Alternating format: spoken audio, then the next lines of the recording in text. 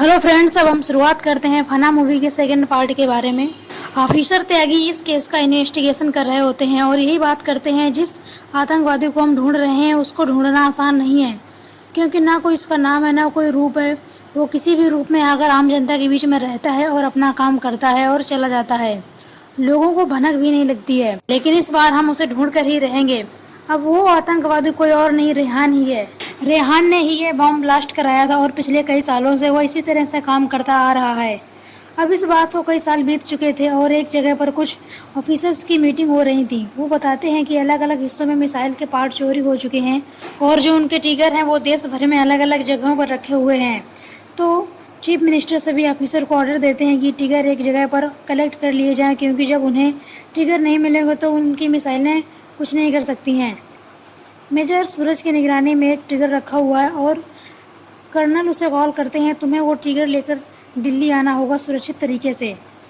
और ये सब रेहान सुन रहा होता है। रेहान सूरज की यूनिट में रंजीत नाम से रह रहा था। जब रंजीत पोस्टिंग के लिए आ रहा था तो रेहान ने रास्ते में उसे ख़त्म कर दिया था और उसकी जगह खुद को रिपोर्ट की। सूरज रंजीत को बताता है कि हमें वो ट्रिगर लेकर सुरक्षित तरीके से दिल्ली जाना होगा। तो रंजीत कहता है, मैं भी आपके साथ चलूँगा, मुझे बहुत खुशी होगी। ऑफिसर त्यागी ने सबको कहा था, सूरज की यूनिट में जितने भी फौजी हैं उन सबका पता करो कि कोई अजीब सा बिहेवियर तो नहीं कर रहा है। तो उसे बताया जाता है कि रंजीत अपनी बीवी से काफ़ी दिनों से बात नहीं की है। उसकी बीवी की शिकायत है कि उससे उसकी बात नहीं हो पा रही है। तो त्यागी समझ जाती है कि वही है, इसी ने ही रंजीत का रूप रखकर यूनिट में घुस आया है और वो उनसे कांटेक्ट करने की कोशिश करती है। लेकिन तब तक वो ट्रिगर लेकर हवाई जहाज़ में चढ़ चुके होते हैं। दिल्ली आने के लिए प्लेन में बैठते ही रेहान सबको चाय पिलाता है। चाय में उसने जहर मिलाया हुआ था। चाय पीने के बाद सबके सब मर जाते हैं। वो चोपर में हैंड ग्रिड छोड़ता है और कूद जाता है। रेहान पैराशूट की मदद से नीचे उतर जाता है। नीचे उतरने के बाद वो अपने आका को फ़ोन करता है। असल में उसका आका कोई और नहीं बल्कि उसका सगा नाना होता है। वो बताता है कि ट्रिगर उसके पास है और वो कल उसी ठिकाने पर उसे पहुंचा देगा जिस इलाके में आर्मी वालों का चोपर ब्लास्ट हुआ था। त्यागी वहीं पर आर्मी वालों को लगा देती है रेहान को ढूंढने के लिए। फौजियों के साथ मुठभेड़ में रेहान को गोली छूकर निकल जाती है और उसे काफ़ी चोटें भी लग जाती हैं। रेहान अगले दिन रात को एक घर के सामने जाकर बेहोश हो जाता है और वो घर किसी और का नहीं, जूनी का ही था। जूनी के पापा रेहान की थोड़ी मरहम पट्टी कर देते हैं और कहते हैं कि अगर इसे हम अभी डॉक्टर के पास ले जाएंगे तो इसकी अभी जान पर बन आएगी, क्योंकि यहाँ से 40-50 किलोमीटर दूर कोई डॉक्टर मिलेगा। मरहम पट्टी के बाद रात को उसे आराम करने के लिए अपने ही घर पर रख लेते हैं। रेहान को जब होश आता है तो वह जूनी को पहचान लेता है, लेकिन जूनी उसे नहीं पहचान पाती क्योंकि उस टाइम पर वो अंधी थी और उसे किसी ने देखा नहीं था।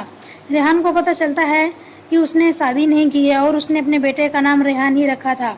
रेहान इस सिचुएशन से भागना चाहता था और इसकी पूरी कोशिश भी करता है, लेकिन तूफान इतनी तेज़ था कि वो जा नहीं पाता है और ये तूफान अगले कई दिनों तक रहने वाला था। तूफान तेज होने की वजह से वहाँ की लैंडलाइन भी खराब हो गई थी और इस वजह से वो अपने आका को फ़ोन भी नहीं कर पा रहा था।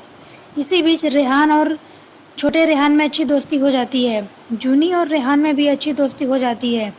रेहान और जूनी अब करीब आने लगे थे।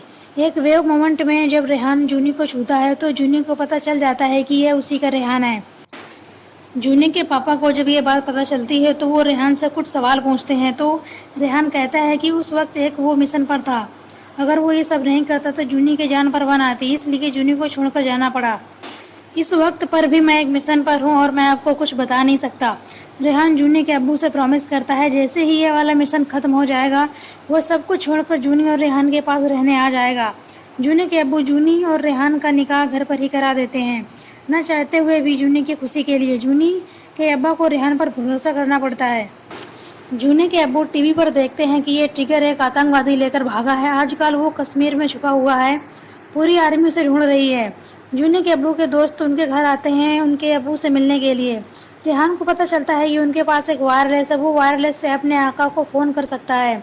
रेहान उनको बहाना बनाता है कि मुझे अपने यूनिट को कॉल करके बताना है कि मैं यहाँ पर हूँ और सुरक्षित हूँ, कल मैं आपके पास आ रहा हूँ फ़ोन करने के लिए। जूनी के अब्बू किसी काम से जूनी के रूम में जाते हैं तो देखते हैं कि रेहान के कोट में वही ट्रिगर रखा हुआ है और वो समझ जाते हैं कि रेहान एक आतंकवादी है।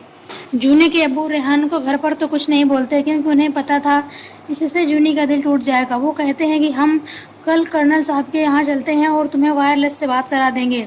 उसे लेकर घर से निकल जाते हैं। घर से निकलने के बाद एक जगह पर गाड़ी रोकते हैं और पूछते हैं, ये टिगर तुम्हारे पास कहाँ से आया? उसी टिगर को लेकर उसके अब्बू और रेहान में खींचातानी हो जाती है। इसी खींचातानी में जूने के अब्बू खाई में गिर जाते हैं। रेहान कर्नल साहब के यहाँ पहुँचता है और उनके वायरलेस से अपने आका को फ़ोन करता है और बता देता है टाइम और जगह जिससे वो टिगर उन्हें दे सके। ये सारी बातें कर्नल साहब सुन लेते हैं। सारी की सारी बातें त्यागी भी सुन लेती है वायरलेस से। उसे पता चल जाता है कि आतंकवादी की लोकेशन क्या है। उसकी लोकेशन के हिसाब से अपने लोगों को भेज देती है उस टिगर को ढूंढने के लिए। जूनी और छोटा रेहान नदी में पानी के लिए जाते हैं क्योंकि टंकी में पानी नहीं आ रहा था बर्फ़ जमने की वजह से। तभी वो देखती है कि बर्फ़ के नीचे उसे उसके अब्बू दिखाई देते हैं जो नदी के साथ बहते जा रहे थे। वो समझ जाती है कि ज़रूर अब्बू के साथ कोई हादसा हुआ है और उनकी डेथ हो चुकी है।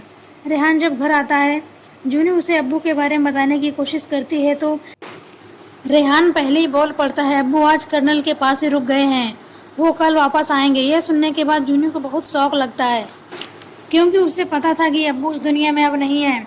उसे रेहान पर थोड़ा शक होता है। वो रेहान के कपड़ों की तलाशी लेती है तो वो टिगर उसके कपड़ों में मिलता है जो उसने न्यूज़ पर देखा था।